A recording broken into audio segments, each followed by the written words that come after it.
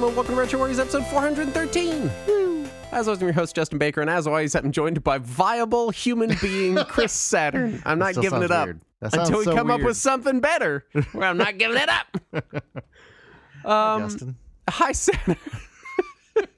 As far as housekeeping this week, I was gone for several days, and your work has been busy. So it's been things are, if things feel a little scattershot, and that's why. Yeah. Although I just kind of feel like this is how we're going to live our lives now. So we should just, what's the phrase? The new normal? Are we just in the new normal now, and we just haven't accepted it? You think? I spent this week putting in applications for new jobs, and my boss came to my room at one point, and he keeps trying to pitch me on moving with him to Austin to stay with our company. Yeah, your company made you an offer for Austin, but it was really bad. Yeah, it was a pay cut, and also I would have to pay for the move out of my own pocket. And if I want to get the same pay that I'm getting now, I would have to shift to either second or third shift. So they don't actually want to keep you, is what No, you're they saying. don't. No. Yeah, That's why they offered me a severance package so that I would go away. Right. Go. What an awful way to phrase that. Oh, you got laid off? Yeah, they told me to go away and then paid me to do it. Yeah, basically, that's what it is. And my boss turned down the severance so that he could go to Austin at a pay cut to take a lesser position. And he kept trying to pitch to me that I should go with him. And then this week, like, I hadn't told him that I'd been applying for places already. He just comes in and he's like, you should probably brush up your resume and your LinkedIn because that offer down in Austin's kind of shit. I wouldn't blame you at all if you went somewhere else. In fact, I think I'm going to give up on it. I'm like, dude, you already gave up your severance. And he was like, yeah, but I don't want to move. Yeah, I don't know. I get it. It's when you're getting thrust in the unknown, anything familiar is nice and you want to cling to it. And I can understand him being like, hey, this job is familiar and nice. I want to cling to it. Yeah. You know, but man, it's just a fucking job. He's worked there for 23, 24 years. So, like, most of his adult life has been at this one company. And they're just like, well, if you want to stick around, you got to get paid less and move across the state. Thanks, Corpo scum. Right. You fucking did it. Yeah. But it's okay. Your company's probably like filing for Chapter 11 or something, right? No, they're definitely record not. Profits. Oh, but Saturn. You would think if a corporation was making record profits, that some of that would, what's the phrase, trickle down to the lower end employees. Record profits. This is shocking to me. Yeah. I'm shocked all to pieces. Yeah, it's completely unheard of, I know. Fucking corpos. My week. Yes, sir. I attended North Texas RPG Con. Oh. Which is a celebration of Final Fantasy. And, that's it. We all just played Lufia 2 all weekend. It is explicitly an old school RPG convention. Nice. Which is to say there are virtually no modern role-playing games present. And as someone who... It's all like 14th century role-playing games. Yeah, this is role-playing they did in the medieval period where they would pretend to be not starving. And so... How good are you at pretending to be not starving? Not good. It's just older games, you know, because role-playing games have been around for quite a while. They've got centuries, apparently. Yeah. I mean, if you really want to split hairs, a lot of people mark the early to mid 70s as the birth of role-playing games. So I went to that. It was so much fun. I had so much fun at it. Everyone was so very nice. I got to play lots of really cool games. I got to meet lots of really cool people. It was just so much fun. I went with Andrew, and we had a hotel room, and another friend came and hung out with us the whole time. We went and had lunch with you one time. Yeah. That was not lunch. That was dinner time. Whatever. I don't know. It was 4 days at a convention. I don't know when anything happened. And it was just so nice. Everyone was so accommodating. I was a little nervous because leading up to it, I'd seen some people kind of bad-mouthing it and just kind of implying that the culture there was kind of abrasive or whatever. And I don't know if I lucked out or what, but that was not my experience. Everyone was just extremely nice and accommodating. across good. the board. I mean, everyone was so nice. I met lots of really cool people. It was an Excellent. absolute blast. I did spend more money than I budgeted What? on convention stuff. I know that no one has ever done this in the history of conventions. I picked up a lot of role-playing books and stuff, and then I picked up a lot of old magazines, Dragon Magazine, White Dwarf, because I like old magazines. Yeah. And then I also picked up a complete inbox copy of Dragon Quest, the TSR board Nice. game that I believe is the reason why they couldn't call it Dragon Quest in America until is much later. So I now own the game, Nice. and I got it for a modest price. Oh no. I almost bought that on eBay many times back in the late 90s, just because of its name, because that was Yeah. the Yeah. game that prevented Dragon Quest from using its name here. So I almost bought it. I think it was like $20-$30 at the time, and there were many times I was like, no, I'll never play it. So I just ignored it. I paid more. I paid $75 for it. That's a bit more than what it was It's back then, but bit it's more also than back been 20 years. It's been a 25 while, years. and D&D has had its resurgence, and now all the old D&D stuff is crazy expensive now, and it's it is what it is. Right. And I bought it. I played a couple rounds of that. It's very, very much. It's literally like, hey, what if TSR did their own version of Hero Quest? When Hero Quest was basically Milton Bradley and Games Workshop going, hey, what if we did our own version of D&D? So it's like a derivative times 2. It's very weird. I would be happy to run it for you, though. It's fun. I played with my daughter, and she enjoyed it. So if you have the same tastes as a 7-year-old girl, then maybe you'll enjoy it. Well, didn't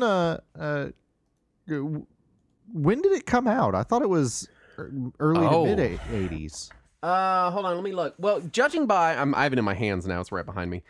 Judging by the D&D logo on it, I'm guessing early 90s, 1992. 1992. Well, that doesn't make any sense because Dragon Warrior came out several years before that. Predated it. Yes, it Yeah. did. Interesting. Now, I might have gotten actually, I was going to say I might have gotten a later copy, but I didn't. Mine is a special edition copy that came with the Metal Minis, which was one of the earlier copies.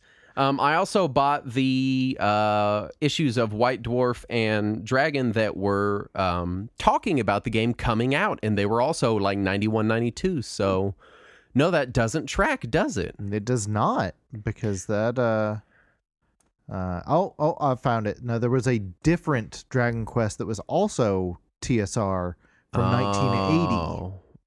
Oh, Yeah, really? And it's a traditional role-playing game, not a board game.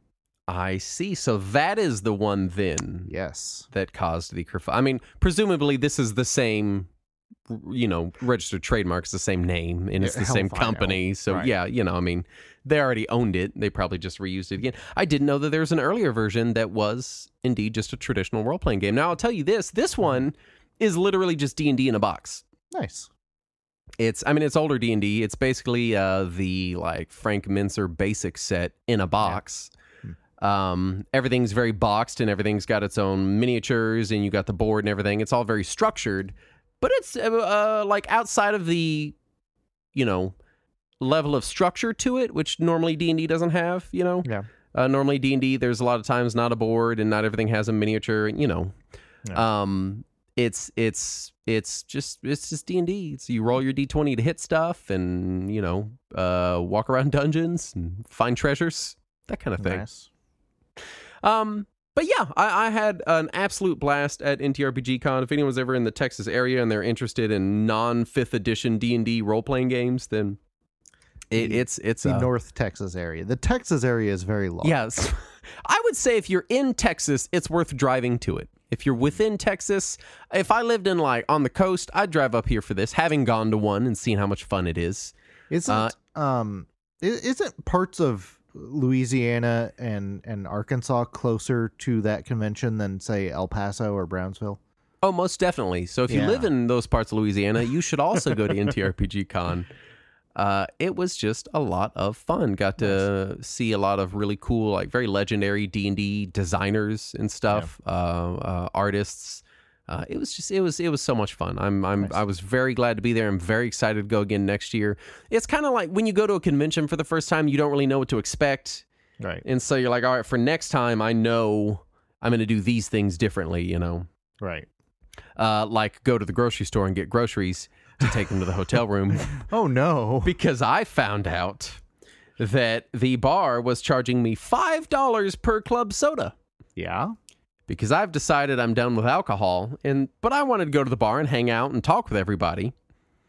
And so I go down there and I'm like, well, I just want to drink water. That's boring, but I don't drink sodas and it's too late for caffeine. So I'm like, I'll get club soda. Usually, poor Andrew, he's there at the convention with me and he's like, yeah, I'll get you a drink. What do you want? I was like, well, I just want club soda. And normally when you order multiple alcoholic beverages in one order and then one club soda, they just give it to you. Right, but that's at a bar where you're going to be the designated driver. This is at a hotel where everybody's going back to the room anyway, so they don't care if you're drunk or not. Yeah, they just want your money. It just never occurred to us, but $5 for 12 ounces of club soda. Yep. Man, they wanted their money, man. Yep. It was obscene. So I went to the grocery store and bought a bunch of sparkling waters and told them to take a hike. And not only were you at a hotel, you were at a convention at a hotel. So their prices are going to be higher than normal. True. This is true. I was there the first day we're there and we go to eat in the hotel restaurant just because we don't want to go anywhere. We just got to have like a 3-hour game. And we're like, I don't want to go anywhere. Let's just go here. And none of the food trucks had showed up yet. Right. So we go and on the menu, I see a brisket sandwich. I don't get it. And then later, they have servers coming to the tables while you're gaming, and they'll take your order and bring you food so that you don't have to get up from your gaming table to go eat. Right. Yeah. And I was like, I'm getting that brisket sandwich this time, and it's late at night. It's like last call for the restaurant. I get it, and it's amazing. Yeah.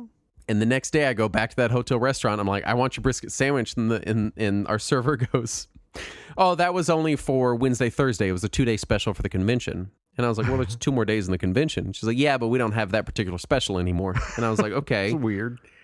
Well, let me see what else I want then. She goes, we got a brisket mac and cheese sandwich. And I go, well, can you just put the mac and cheese on the side? Like, just take the mac and cheese off? And she goes, sure. and she brought it to me, and it was the exact same fucking sandwich, just with a side of mac and cheese. And I was like, why was this a special? This is a thing you serve always with less stuff for the same price. That's Guess I answered my own question. That's why it was a special, because it was less stuff for the same price. Yep. Saturn, what have you been doing all week? I don't know. I'm still chipping through the Pixel remasters on PS4. Yes, which are slightly enhanced from the versions that I played on PC last year. Just some little minor things that I've discussed, the boost modes and stuff. However, it's got the new font that they introduced as a way to apologize for the god-awful font that was in the original. I saw this, and it was not...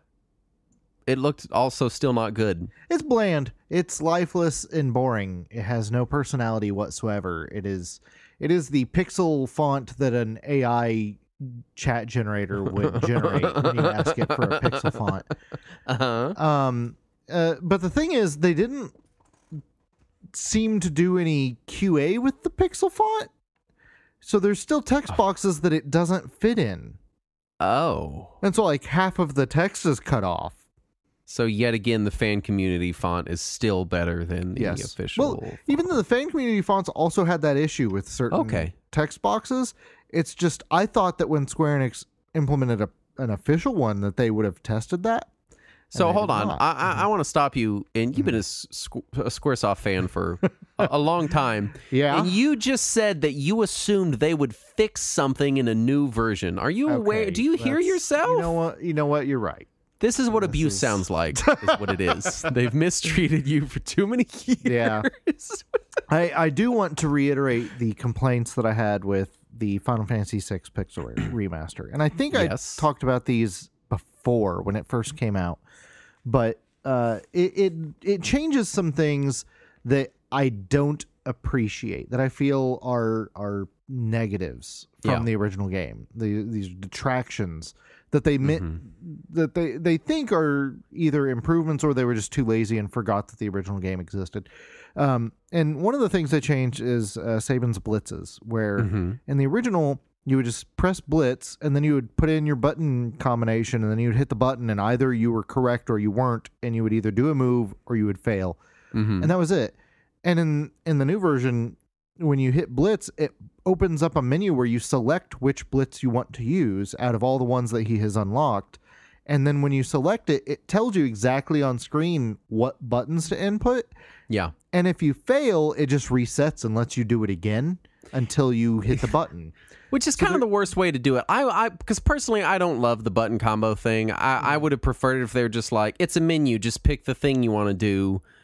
But then this is like the worst of both ways. Yeah, and well, the thing it's is annoying and pointless. For me, if it was just a menu, then there's nothing separating that from everyone else's abilities. It's right, just and I'm another okay ability. with that. Right, Yeah, and that's fine if that's the way that they were going to do it, because that's how like Dragon Quest does it. Yeah. But that was the one little unique thing that character had, was he had these weird button input things. And they're still there, but they're so simplified that it feels that they might as well not have been there. It's like they wanted to remove it, but were scared to remove it. Right. And some of the other characters have similar issues. Like Cyan in the original game, he had his sword tech, which they call Bushido in the newer translations, where when you would select it, a little gauge would start to fill up with numbers 1 through 8. And depending on which number you stopped on, he would use that ability. But everybody else was just paused waiting for him while you were doing that. Like everybody was just like staring at him like, what's he going to do? Until you hit the button. But now, again, you select Bushido and it just lists all of his abilities. You select the one you want and you go on with the game. And he might pause long enough that it would have filled up that menu. I don't know, because now I can input everybody else's abilities. Yeah. So there's no delay to me as the player, and it makes that there's no loss anymore. There's no downside to just using his strongest ability every single time. Yes. Especially once you set it on auto battle, because then he'll just do it automatically and you don't even have to select it from a menu anymore. So it's just, it takes away a lot of the personality from those abilities that the characters had. And then my other complaint about it is when you die. In the I also get upset when I die. It's very upsetting to me. I've been dead for years. Now, when in the original Final Fantasy VI, if you die, it respawns you at the last place where you saved, and you keep all of your experience, but you lose any money or items or spells that you've gained since the last time you saved. Okay. But you at least get to keep your experience. So if you've gone 100 hours into the game and you're level 99 and you die and you go back to the beginning, at least you're level 99 still, so you don't have to grind so much or whatever. And that's gone. If you die, now it's just like, do you want to load your last auto save? And I feel like that's just more personality taken out of the game from its original version. And that's unfortunate, because there's some neat new things they added, like the new opera scene and everything, but it's just, I don't know. It feels more generic and lifeless than the original. Do you think that at Square Enix headquarters, there's like a big sign on the wall that says, no matter what, we will never make a definitive version of anything? Because it's reached a point where very, very few of the Final Fantasy games that have been remade many, many times over actually have one that everyone points to and says, oh, this is for sure the definitive version of this game. So I would say that maybe they do. However, they did release a game that was literally called Dragon Quest XI-S Definitive Edition. And how can you argue with that? It's right in the name, Justin. This is true. They finally broke away from it. I just don't know, like... No, yeah, I'm with you. Every version seems like it has some problem with it compared to a previous version. Yeah. And it's not like the fan community hasn't pointed out these problems. So somebody knows. Clearly people know.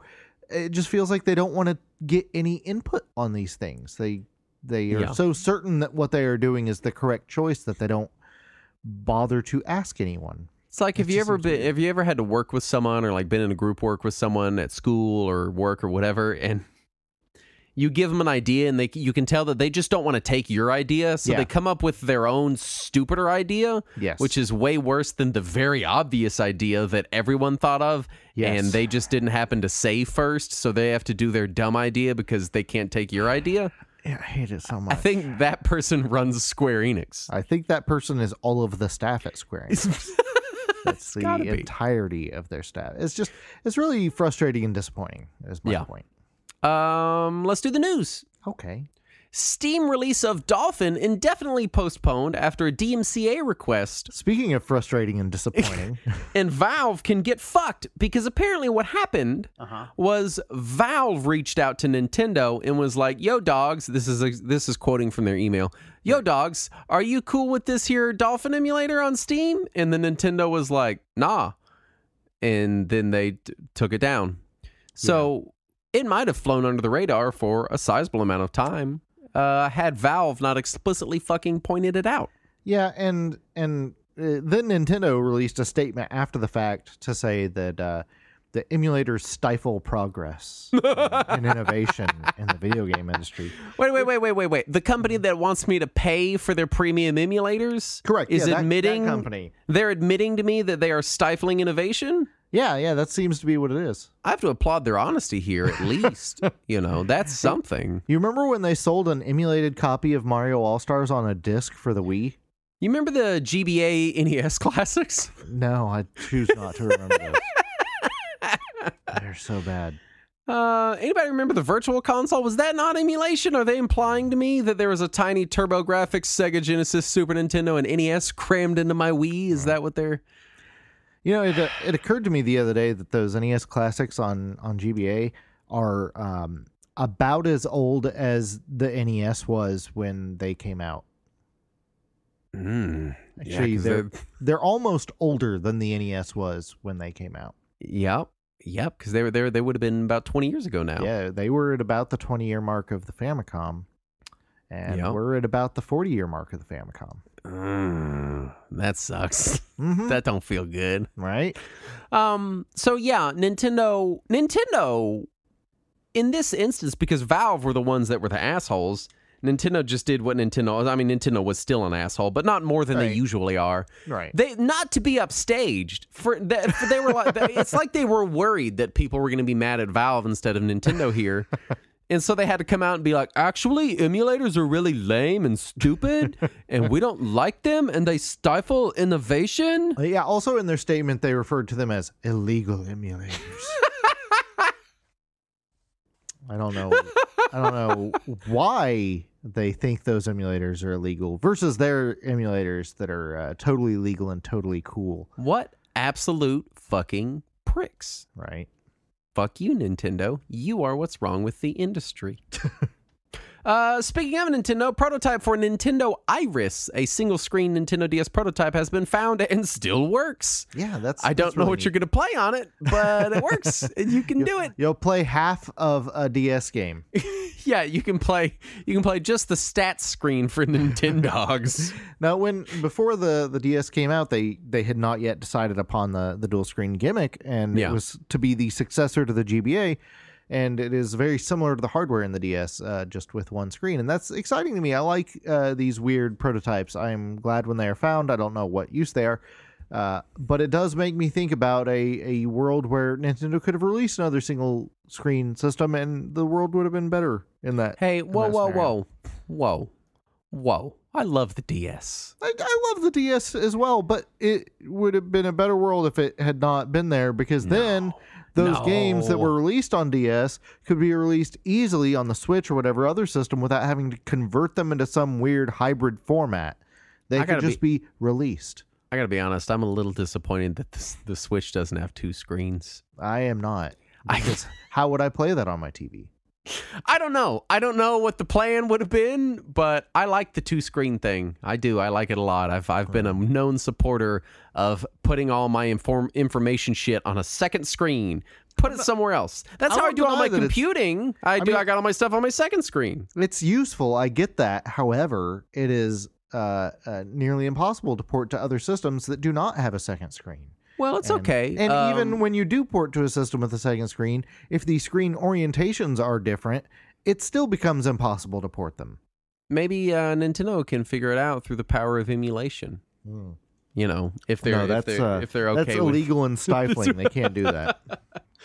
Mega Man. Oh, pardon me. No, I skipped one. Yuzu, the Nintendo Switch emulator, officially releases on Android. Nice. So they've now ported Nintendo Switch software, which is running on an NVIDIA Tegra, basically an Android device, to Android. Yeah.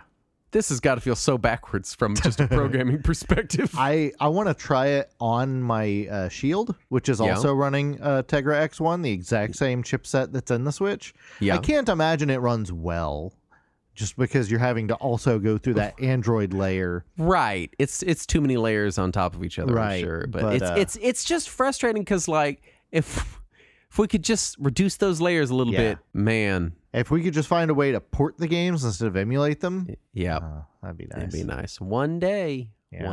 Someday. Mega Man and Street Fighter 6 producer Kazuhiro Tsuchiya. You were so close. God, I was right there, but then it got me. Has left Capcom. That's unfortunate. That is unfortunate. Do we know which Mega Mins were produced by? I think 11, but I don't remember which other ones.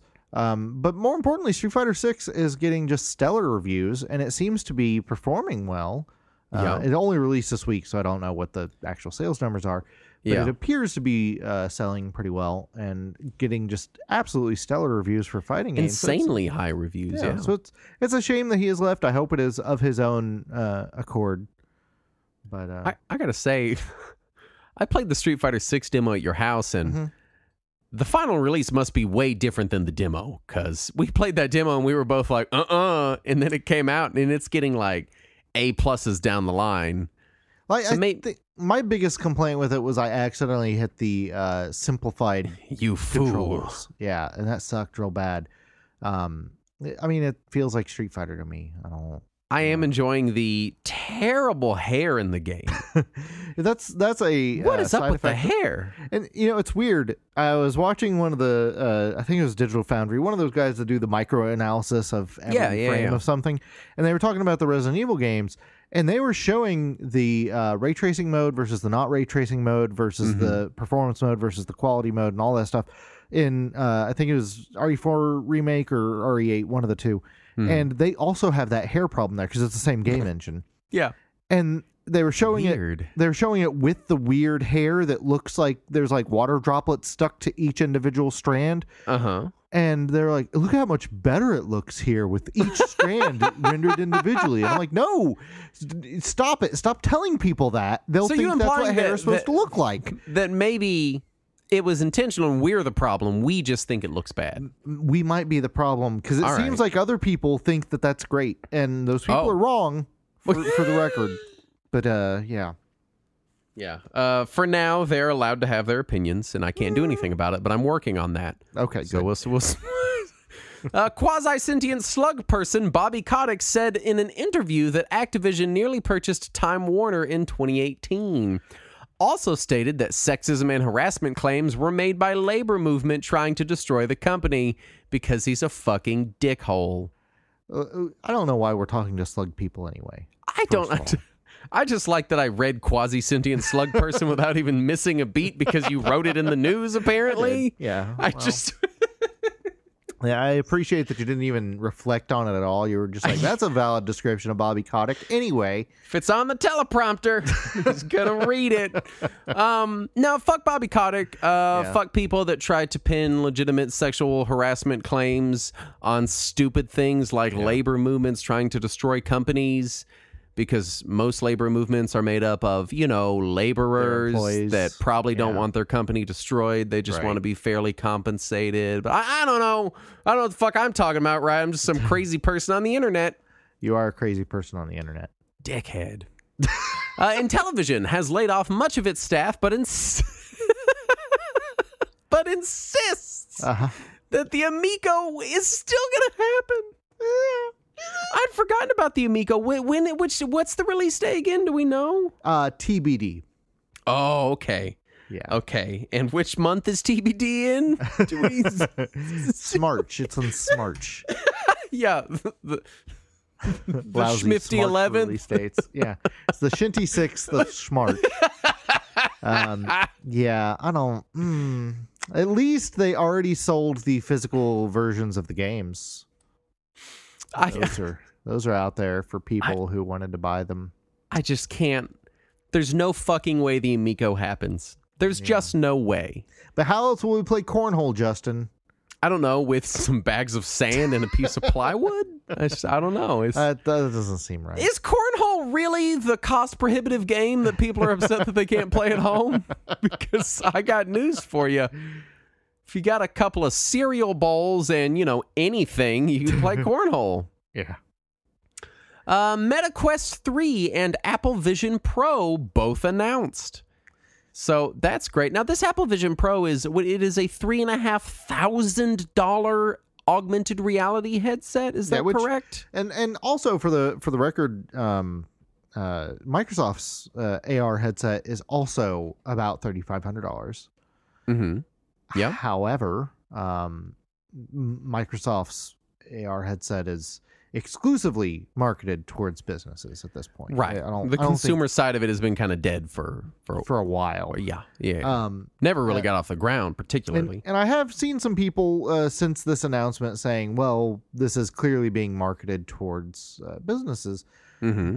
But the advertisement for it didn't really make it look that way. It looks like Apple wants to sell it to individuals. Whether they do is another question. We'll see how it works out. This is Apple's thing. They put the word pro on the end of a regular piece of consumer electronics, and then everyone can go, well, it's for professionals. Yeah. And then they market it to everyone. And so they get to have their cake, and they also get to eat it. Are you implying that the MacBook Pro might be overpriced for what hardware's in there? I would never imply. Saturn, it is made of a machined aluminum. Do you have any idea the cost of machined aluminum? Because it is slightly higher than plastic. That's about it. I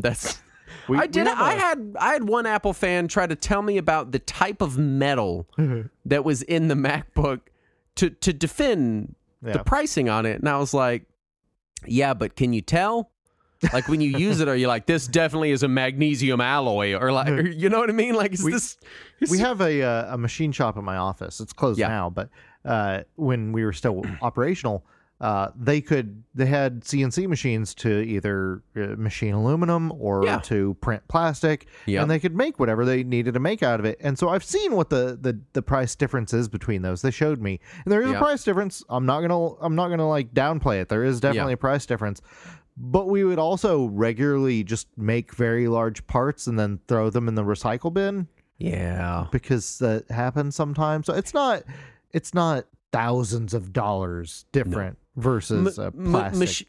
Machined aluminum is one of those great like industrial lies that consumers keep falling for. Right. I was at that convention, and there was this guy, and I was looking at his dice, and he makes these custom dice, and I bought some, and I'm just kind of looking at them all, and every time I pick something up, he's like, well, that's the such and such, blah, blah, blah, blah, blah.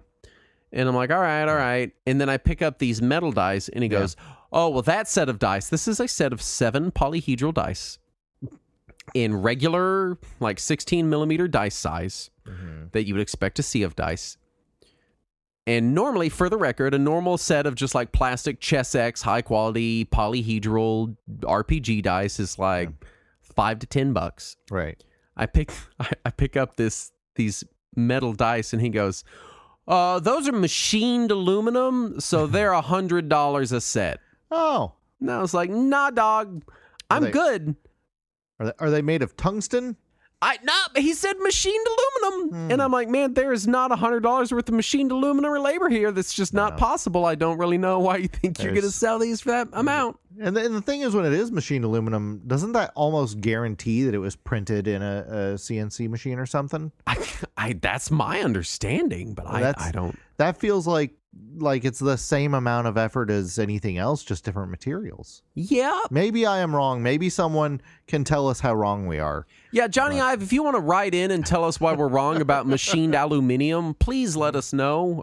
We're open. We're open to that. We're open to that discussion. Yeah. Nintendo inexplicably announces a sequel to 1-2 Switch, the game that everyone immediately forgot about when they realized how good the new Zelda was that came out at launch, and so why would we play 1-2 Switch? Yeah, did you see the cover for it? No.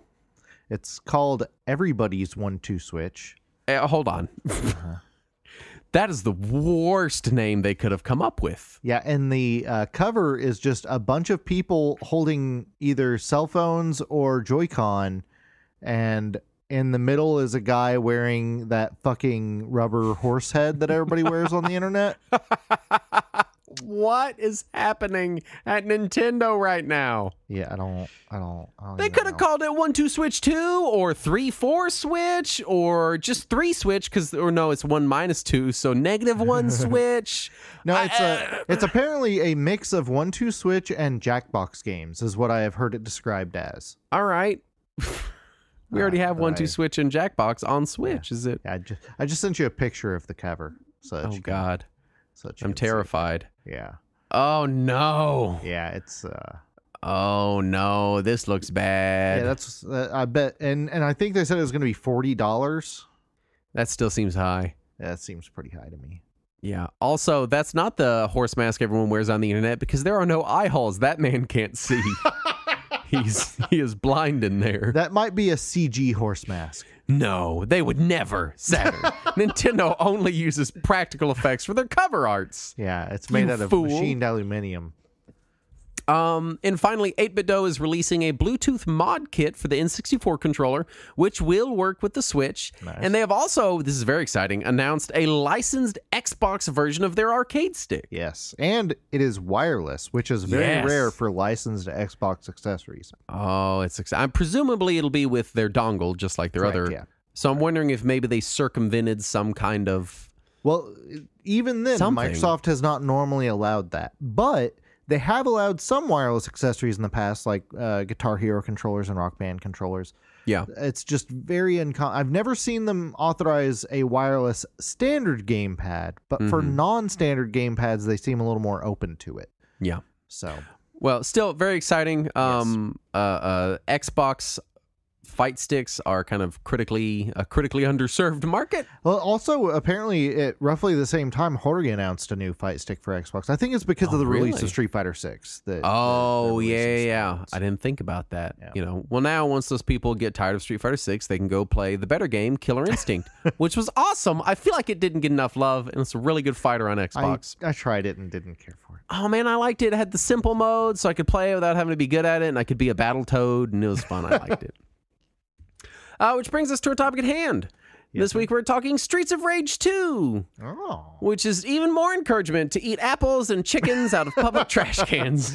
Right. Yeah. In In case you needed more encouragement. In case you needed more encouragement, Streets of Rage 2 teaches us to assault everyone we see in the street with lead Correct. pipes and eat Yes. chickens directly out of trash cans. And if you've finished your trash chicken and are still hungry, you can head over to Earthbound and get a trash hamburger. Right. And when you're done with those, you can go to Transylvania and get a wall turkey. Exactly. It's just so many. It's wall chicken, isn't it? Is it chicken? I always thought it was supposed to be chicken. I was even calling them turkeys in this. I had to go back and fix it after reading the manual and realizing they were indeed chickens. What's wrong with turkeys? People eat turkeys. Let me tell you, I love turkey. It is my Turkey's favorite of great. the meats. It's But I okay. believe it is wall chicken. Well, that's ridiculous. I've I always know. called it wall turkey. Yeah, I believe it is wall chicken. This was developed by Sega with help from Ancient, published by Sega, released in Japan as Bare Knuckle 2. It came out on the Genesis and Mega Drive in North America December 20th, 1992, in Japan and European territories in January 14th, 1993. There was a Game Boy port in 93. Game Gear. Game Gear port, not Game Boy. There is not a Game Boy port. And it was on Master System, you say? Yes, in Europe only. Oh, It did is you get the- to play that version? Yeah, it's the same as the Game Gear version, but with a larger resolution. I see. Yeah.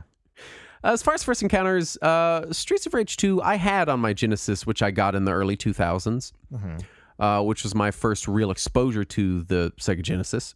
Yeah. Like I'd seen it around. My video store had a small Genesis section, but nobody I knew had a Genesis. Nobody played Genesis stuff. Nobody had a Sega Saturn. Like, I didn't know what the hell a 32X was until the mid 2000s. In fairness, nobody knew what a 32X was. Okay. So you're not out Sega of the CD loop either. there. I didn't know what that was. Sonic 3 always had and Knuckles, and I always thought it was weird. It was two cartridges. I didn't understand. That's weird. And I don't. If memory serves, I had only a handful of games for my Genesis. I had the Sega 6-pack, and I think that includes Streets of Rage 1. I believe so, yes. So I had Sega 6-pack, Streets of Rage 2, and I had the 2 Sonic games not on Sega 6-pack, and I also had And Knuckles. Yeah. And so I played a good amount of Streets of Rage 2, and I always liked it, and it really was one of the earlier brawlers in the early 2000s that I played and enjoyed a lot. Because, again, I was just too young, so I kind of missed the Konami brawlers from the 90s in the arcades, right? So, like Turtles in Time and the Simpsons arcade and stuff, right. I would very rarely see them, but I missed them in their heyday because I was small child. That's a shame. I played so much of X-Men and Simpsons in the arcade, and so it was Streets of Rage were really kind of the first brawlers I really played a lot of. Outside of maybe the Spider-Man games on Super Nintendo, Maximum Carnage and Separation Anxiety. I played those a good bit growing up. But I never had Double Dragon. We had Battletoads, but man, Battletoads is a game. It's pretty rough. Yeah, it was a tough game. And so Streets of Rage in the early 2000s was really kind of the most time I spent with the brawler genre and kind of formed my love of it. And also why I never really super understood people that would complain about the genre and be like, well, it's just walking and punching. Yeah. Because I wasn't playing the Konami brawlers. I was playing Streets of Rage, which is we'll get into it, but it's a much more complex game than something like, I don't know, X-Men Arcade, right? And so I will trust you on that. Well, trust me, it's a much more complex game than a lot of earlier brawlers, especially the very popular Konami brawlers. But I can't use Nightcrawler in it. This is true. There's no Nightcrawler, but if you want, you could get one of those blue sticky hands out of a vending machine at CC's Pizza and stick it over Axel on the screen, and he'll look kind of like Nightcrawler. Yeah, but can he teleport? Sure. Just close your eyes for a couple seconds and hold the button. And look, he's teleported over there now. It's the Nightcrawler we have at home, Saturn. Okay. That's way better than the Nightcrawler we had at home on the NES. I assure you. So, yeah, I did play a good amount of Streets of Rage 1 and 2. I feel like I might have had 3, but I don't remember playing very much of 3. So I think I just had 1 and 2. Also Golden Axe, which is also a good brawler, and played a sizable amount of that. But yeah, I had experienced the Streets of Rage 2 in the early 2000s when I obtained it. And every time I ran into a Sega Genesis after that, I would get excited because I was like, turns out Genesis is awesome. And Streets of Rage 2 was a staple. Every Genesis I ever saw had Streets of Rage 2 accompanying it. That's pretty common, yeah. So that was nice. 2, but I do have at least a Streets of Rage game. Yeah. What was yours? Mine was the first Streets of Rage, but it was not through the Sega 6-pack. It was through the Sega Classics collection on Sega CD. Mm-hmm. When I bought my Sega CD, it came with that collection and also Sewer Shark.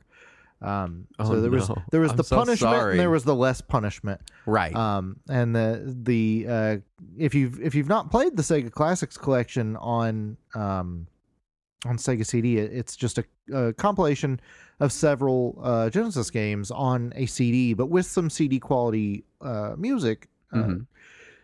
Sometimes, not always, but sometimes. And it was a neat collection. I had the version that came with Super Monaco on it, in addition to the other games, because I think it was Revenge of Shinobi and Columns and Golden Axe and Streets of Rage 1. And that was how I played Streets of Rage, was through that collection. And for me, it was Sega brand Final Fight. It's funny. I didn't play Final Fight until after I played as Cody in Street Fighter 4. Oh, wow.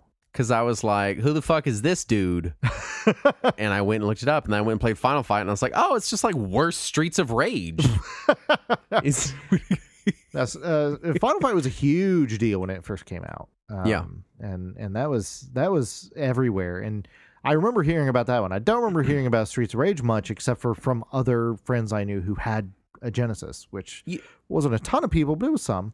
It does feel like Streets of Rage was kind of I had fond memories of it because of playing it in the early 2000s when I'm like, I would have been like 12 or 13. Right.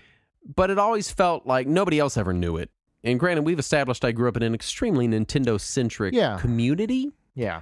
And so You it lived in was a very Nintendo-centric Bizarro world. Yeah. It was very like, I don't know, man. Nobody ever knew what it was. Nobody ever cared. And then as an adult, it feels like this now beloved franchise. And I feel like it just kind of came up out of nowhere. It used to be like one of the I don't want to call it a chaff game because it's a very good game, but it's just one of those games that was tossed around for $1 or $2 with Genesises. I rented the second one after playing quite a bit of the first one on Sega CD, just because we enjoyed the first one, and because it was Sega brand Final Fight, but unlike Final Fight, at least the Super NES port, it was 2-player simultaneous. Because if you remember, the Super NES port of Final Fight was not. They fucked that up. Yeah. And so with Streets of Rage, not only could we both play at the same time, but we could pick each other up and throw each other in holes. Right, which is the critical, When you're playing a game with your brother, that's an important part of the game. This is true. And so yeah, we did rent the second one a few times. I don't remember if we rented the third one or if I didn't play it until had emulators, but I did enjoy them enough. I'm on record not being a huge fan of brawlers, so I'm not going to talk about them in any detail, but I did enjoy them. It was a good time. It was fun to walk right and punch people, sometimes with a knife. Let's talk development. Ayano Koshiro, which is Yuzo Koshiro's sister, who also worked at Ancient, was the lead graphic designer and served as one of the planners for the game. She was responsible for the graphics, the characters, the combat. And if anybody doesn't know, we did a whole episode about Yuzo Koshiro. And we did indeed. Where we talked about his move towards Ancient and all that. It was programmed by Akitoshi Kawano. Yuzo Koshiro obviously did the soundtrack for it, which we'll talk about briefly. What I did find interesting was apparently they had a full Street Fighter II arcade machine in the office, and that influenced a lot of the moves and mechanics in the game. They should have let the Eternal Champions guys borrow it every now and then. Because they clearly never played a fighting game. Yeah, they could have learned some things. So I found that interesting that Street Fighter II was such an influence on it, and specifically just the idea of these more complex move sets than just walking and punching, right? Yeah. Because there are some semi-complex maneuvers in Streets of Rage 2, although nothing quite as full-blown as like quarter circles or anything like that, right? Which I think is to the game's benefit, because in the context of a brawler, I don't want to be having controls that are too complex. Right. Because I'm fighting 37 dudes, named Spitz or whatever on the screen all at once. There was one that kept popping up. Me and Andrew played through Streets of Rage 2 together. Yeah. And God, we kept like shouting at him every time he popped up. I don't remember what his dumb name was. It was something stupid. I just, the ones that I remember the most were Donovan and Fog, which was the motorcycle guy. It was Donovan because Andrew's brother is named Donovan. And every time he would show up, we would start shouting at Donovan. We'd be like, Donovan, what are you doing in this fucking game? And then we'd hit him with a lead pipe. Yeah. So yeah, I found that interesting that Street Fighter 2 was such an influence. I can see it. Yeah. Like when they mention it, yes, I do indeed see it. And of course, Street Fighter 2 was such a massive game at that time too. Oh, so it's huge, not a huge surprise that it was influenced to literally anything that came out in this era. It was the same programming team as the original game. They did have to improve the Mega Drive cartridge spec, apparently, to fit in some of the stuff onto the cartridge. Oh, was it a 12 mega action? I'm not sure. I want to say, what was it? I saw it a second ago. This says 16 meg on the cover here. Oh, 16 megas. So that's amazing. It was 16 megas Saturn. But yeah, let's talk presentation. Graphically, it's a relatively impressive looking Genesis game. Yeah. It has very large sprites. It does do the kind of classic brawler thing of palette swaps in lieu of actual different characters, which it's kind of expected of the genre, but also every time I see it, it still feels like a cop out. Especially by the time we got to the 16-bit era, it felt a lot cheaper then. Especially like like I get it in something that's as big as an RPG and you've got like 400 different enemy types. Right. There's going to be some palette swaps, but in a lot of these brawlers of this era, there was like 7 enemy types that were just palette swapped, and that always felt a little cheap to me. Yeah. But it's a good looking game. Some of these kind of parallax scrolling foregrounds and backgrounds really bug my eyes in Streets of Rage 2. I don't remember which level it was in particular, but one of them had like these pillars that were scrolling by real fast, and I legitimately couldn't see. I was like, I don't know what's happening. I can't. My brain is too dumb to process this. The main, I guess I'll say, selling point of the game for a lot of people is the soundtrack, though. The Yuzo Koshiro soundtrack. Yeah. It is outstanding. It's so good that it really makes you notice how shitty the sound effects are. They're really kind of bad. But the soundtrack is great. It was Yuzo Koshiro. There were contributions from Motohiro Kawashima, who worked with him on a few different compositions. They used NEC PC 8801 hardware to program the thing. Which he had been doing for some time on a lot of games at that point. Yeah, and it's a very celebrated music in the realm of not only video game music, but just kind of electronic music in general. And it's real good. It's got some real good tracks. It was part of the inspiration for the background music on the Genesis Mini as well. Yeah, there you go. So let's talk. Well, before we get to gameplay, I want to take a moment to talk about the 8-bit port. Oh, yes. No, I forgot. Yes, you got to play it. Tell me about this. So I chose the Master System version versus the Game Gear version just because there's more room on the screen. And honestly, it's pretty impressive. Really? For a Master System game especially, it is really impressive looking. Like I would say that it like the size of the characters are going to be closer to the size of characters in like NES Double Dragon, just because it is still an 8-bit game. But it felt like there was roughly the same amount of enemies and everything as on the Genesis game. It felt That's impressive. Very similar to the Genesis game. If I had any complaint about it, it was one that it felt a little simpler as far as the actual stage design, and 2 that the bosses only have 1 health bar, and it's half the size of your health bar, whereas in the Genesis game they have the multiple colored health bars to represent more health, and it makes them look a lot weaker than they are. Because you've got a smaller health bar to chip away at. And I don't know if that actually changes the gameplay at all, but it did change my mindset to where I felt like it was an easier game. Right. Let's talk gameplay. Yeah. Which was previously filled in with Saturn's notes of move right and punch things, sometimes throw things, don't fall in holes. Right, yeah. But there's so much more to Streets of Rage 2 than this. What? For people that don't know, it is a side-scrolling beat-em-up. It has a special attack, and jump button all mapped to A, B, and C, respectively. B will let you pick up items. Right. Directions with A will cause different types of special attacks whenever you use your special attack button. So if you're stationary, if you're walking forward, you'll get 2 different types of attacks. Weapons may be thrown, which is awesome, but you cannot catch them like in Streets of Rage 4, which I totally forgot about, and I kept trying to figure out why I couldn't catch my damn weapon. Double tapping and then hitting attack will perform like a dash attack. Jump attacking is not only useful, but absolutely necessary for people like the jetpack enemies who can just fuck off back to hell where they came from. They suck and are terrible. And then finally you have grabbing. And grabbing enemies is super duper crucial in Streets of Rage 2. And it's done just by walking into them. Right. And once you grab an opponent, you can throw them to either side or flip over them to toss them kind of more across the screen if you were on the wrong side of them for a long throw. And throwing is very crucial to the game, and it helps negate a lot of the issues that brawlers have, which is enemies really ganging up on you. Because as long as there is an enemy on screen, you have fodder to throw a dude into a bunch of other dudes. It's fair. And it if you look in the manual, each character has their own different special attacks that operate differently. They all play differently. They have different stats. which is really nice and unfortunately kind of a rarity in the brawler genre. Yeah. There are a lot of them where it's just kind of the same, or they'll be the exact same characters but have just very slightly different special attacks. Yeah.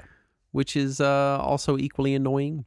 Or one of them will just be enormous and have a bigger hitbox, but otherwise play the same. Yes. And like Saturn said, it is simultaneous multiplayer. It is drop-in multiplayer as well, which is really cool. And players can hurt each other. And as far as I know, there is no option to disable it, which is something to get used to. I used to hate that when I was a kid. I wouldn't play games with other people if they could hurt me. I hated that. There's also a duel mode available in the game, so you just fight the other player. And it's still a better tournament fighting game than Eternal Champions. Yeah, that's not saying much though. And so let's go through the characters. Yes. And we did tell skip me about these characters and which one is your favorite and why it is Blaze.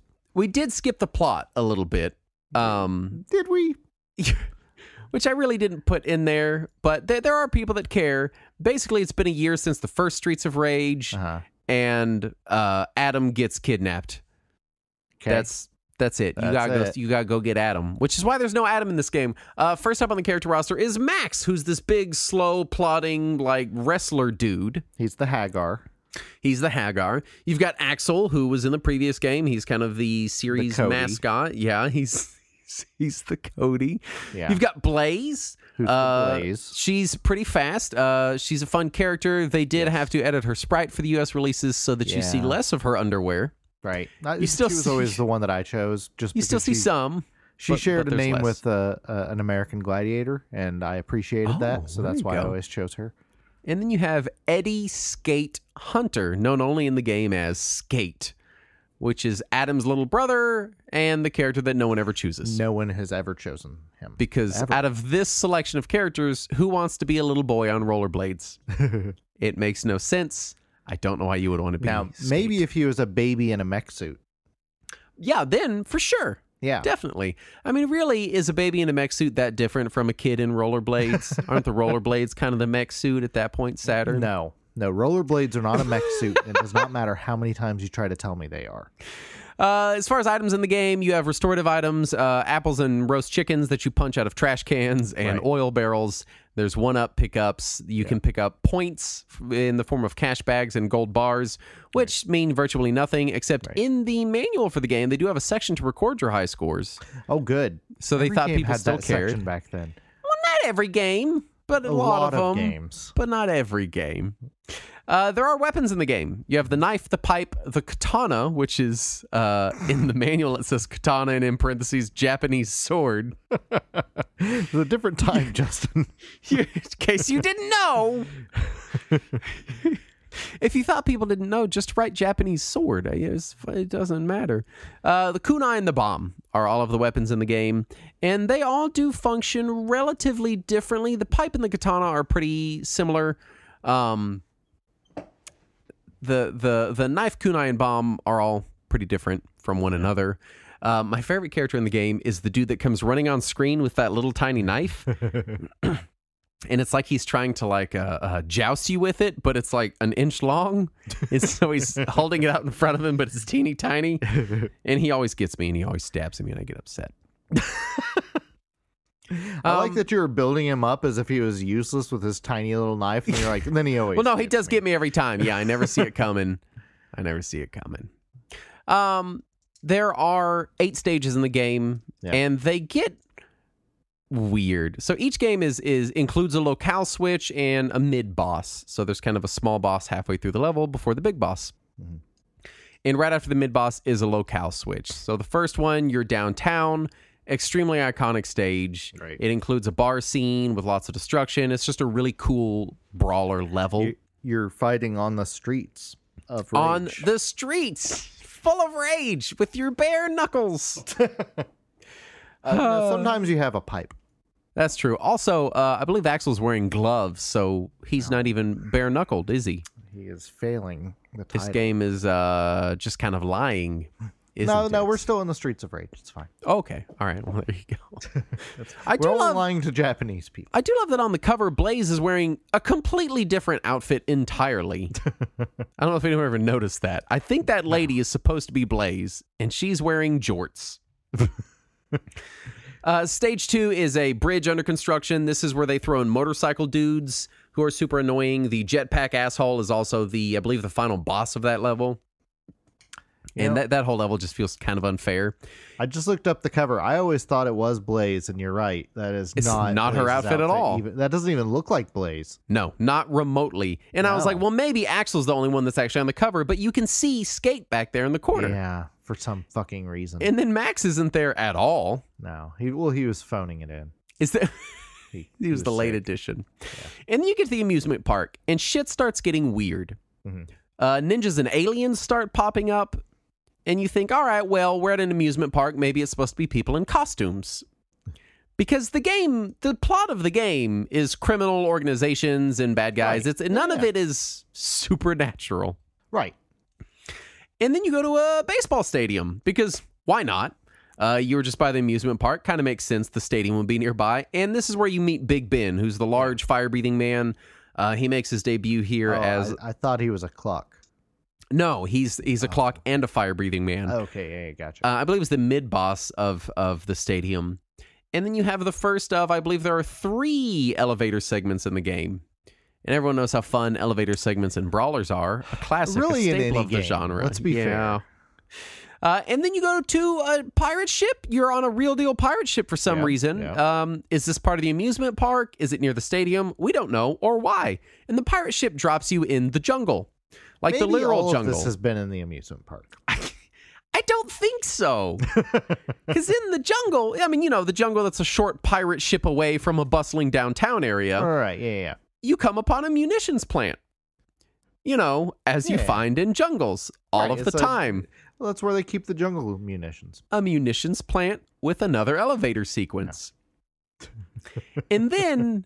You've gone from downtown to an amusement park to a stadium to a pirate ship to the jungle to a munitions plant, and then somehow you're right back in the middle of downtown at the Syndicate Stronghold, which is the skyscraper that the bad guys are in. Well, look, Wood Oak City is famously right next to a jungle. And the jungle adjacent munitions plant adjacent skyscraper. Right, and they've got a piracy problem. They're trying to get it under control. It's not like they have Mayor Hagar there to help out. And then the final boss of the game does something unheard of. This is shocking, Saturn. Yeah.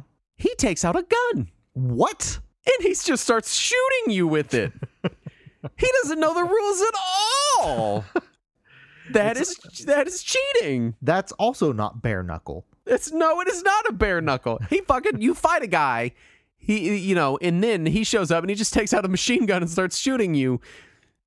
And the whole time I'm like, why didn't everyone think of this? Why doesn't he just issue machine guns? We would have been dead long before now. Right? It would. But that's it. That's Streets of Rage. For the time, for 1992, it is a relatively complex brawler. Yeah. Later in the 90s, we saw much more complexity in the genre, but I think it's kind of straddles that line between the overly complex brawlers like the D&D Shadows over Mystara type affairs and the not complex enough to be very interesting brawlers like a lot of the Konami brawlers. I think it's a good middle ground. It has enough meat on its bones to be enjoyable without being overly complex, which I think is where a lot of brawlers want to sit. Oh.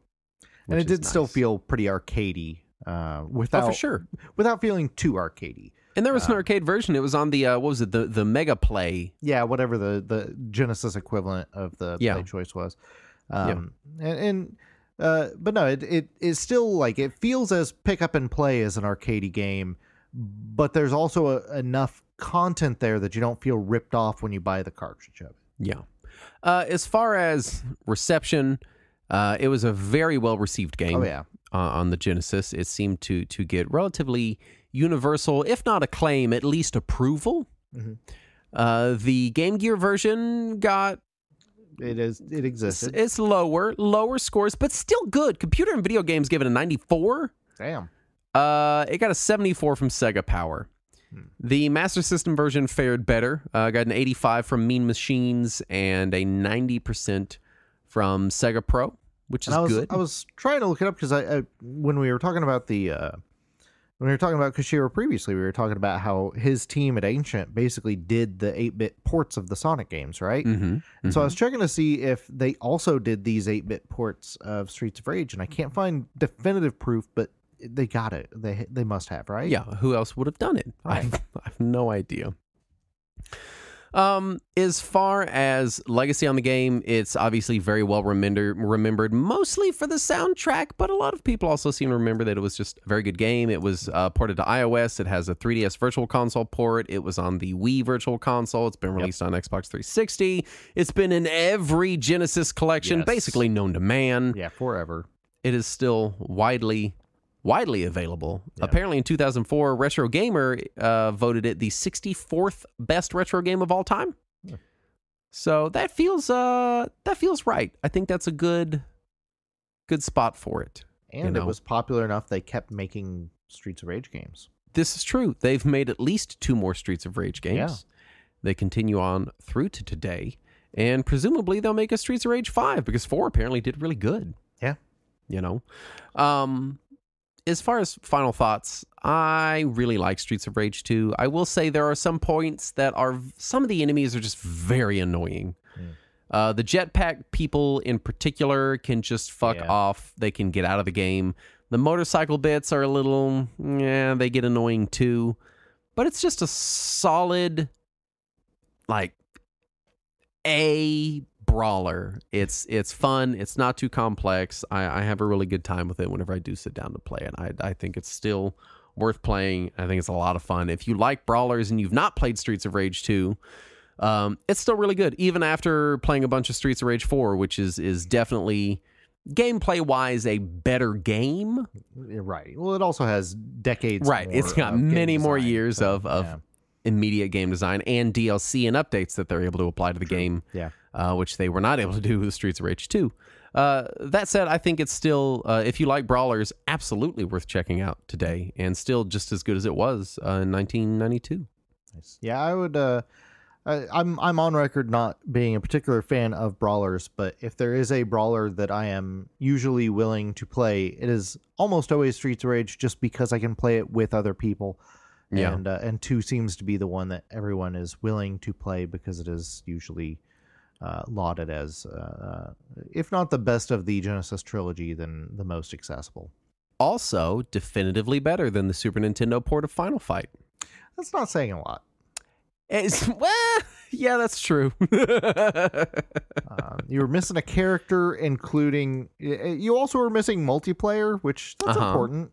It is. It is for a brawler. You wouldn't think it with Double Dragon and Final Fight doing what they did. Right. But yeah. The Sega CD version of Final Fight's pretty good. Okay, I'll give you that. Yeah. I'll give you that one. Anyway, you should play Streets of Rage 2. I like it. It's awesome. Saturn loves it. He said it's his favorite game ever. I heard him off the show. He said he loves brawlers, and it's weird. I don't even remember saying that. Yeah, he also said that you should go to patreon.com/Retro Warriors and check out all of our stuff we have there. Yeah, it was clearly on the uncut. If you want to hear me saying these things. You can get After Hours, and he said Talking Wizards is awesome, and it's his favorite show, and he personally endorses everything we say there, and is also fully aware of the things we say there, because he's heard the show before. Yeah, always, yeah. And you should check it out. You should rate and review us on, I don't know, whatever you find us on. Right. It does help people find the show, and that helps people find the Discord that you should be in. I feel like it's funny. We've been doing the show for 8 years. God. And I spend so much time in the Discord that sometimes I forget we do a podcast. I think we just run a Discord. Yeah, same here. So I'll say this. If you're only listening to the show and you're not in the Discord, you're only getting half of less than this. Half. Less than half of whatever this is. Yes. Because we're in there all day long. Yes. All day long. Just please don't expect us to remember that joke we made in 2016 on that one episode, because we never do. Because we don't remember the jokes we made today. I did also want to follow up on something I mentioned during the after party last episode, I think. I made an announcement in the Discord that we are working on cleaning up the language in some of our back catalog. True. It was, again, many of it 7 and 8 years ago. We were younger men, we were foolish, and we may or may not have used words or phrasing that we know now to be hurtful and harmful. Yeah. And of the instances that I have found, none of them have been in malice, but they have all been in ignorance, as these things tend to go. So in an effort to try to clean up instances of us using words we shouldn't have, I have created an announcement in the Discord that is a language report document where people can say, hey, you guys said this on this episode, and you can give us a timestamp in an episode, and that lets me get it in a spreadsheet so I can go edit it out. And I recently, it has been useful already. Someone put in a report in the very first episode of the show. Oh, no. We used the R word. So I got to go edit that one out. Was it Reginator? Yeah, that was it. We were like, the Reginator was up on stage. So thank you to whoever submitted that. Thank you to the people that reached out before to be like, hey, you guys have used some language in some of the much older episodes that we don't think is representative of you. Right. Because in the announcement I explain it, but that's what it's about. We want the show to be representative of us and who we are. Yeah. Not and also necessarily welcoming and including for anyone who is listening. So, as we've grown as people, we've learned and changed our lexicons, and we are working on backtracking and changing it in the show. Yes. There have been instances where I can just edit it out. Sometimes I have to add in a little censor beep. And so it just kind of is what it is. So if you're listening to some of our back catalog and you're like, oh, hey, someone said such and such, and that's kind of not cool. Yep. Please go to our Discord, hit the announcements, and it's just a Google form you fill out. You just put in general timestamp, episode number, and then if it was an uncut episode or not, and then it'll ping me, and I'll go track it down. Yeah. So thank you to everyone who has been supportive of our efforts to do this. Thank you to everyone who has reached out to us to be like, hey, 7.5 years ago you said blank, and I don't think that's the kind of person you are today. Just wanted you to be aware. And please don't abuse the system to make jokes and report things that aren't actually things. I mean, if you're gonna make that joke, just join our Discord and make it there, and we will all enjoy the joke. But don't use the form for that. So big thanks to everyone, and people are so nice about it. Everyone reaches out, and they're always so. Like, you can tell they don't want to upset us. Right. They're like, hey, I really don't want to make you feel bad, but you did kind of use this language in episode 50 that's, like, kind of not cool. Right. And every time I'm like, oh, my God, thank you so much. When was it? I'll go edit it out right now. Yeah, exactly. And everyone's always shocked. They're like, you will? And I'm like, well, yeah, I don't want that. I wouldn't say that now. Right. I don't want it out there. It's because that's the thing is, I get it was a long time ago, and a lot of people are like, well, just, you said it forever ago. It's still out there now. Yeah. Yeah, you can listen to it now. So I don't care how long ago it was. If I can fix it, I'm going to fix it, right? Right. Anyway, I've gotten off on a tangent, but what we want to do is... We never do that. We want to thank the following patrons for their kind donations, starting with Brian Kim. And Nicholas Perfect. Christopher Britt. Luke Saracen Clark. Slick Rick. Dean Schmidt. Captain Koloff. The Coffee Samurai. Lee Sparkles Ace. A Winner Is Me. Are all the fine patrons we want to thank for their very kind donations of cash money that they give us. And kindness. They also donate kindness. Yeah, but it's not required as part of the Patreon terms of service. No. That's additional. So just, legally. It's the tip. Yeah, that's their tip, is the kindness. Anyway, thank you so much for listening. We'll be back. Tip us in kindness. Yeah, then there you go. You can do it on the Patreon. Anyway, thank you so much for listening. We'll be back next week. And as always, let us cling together.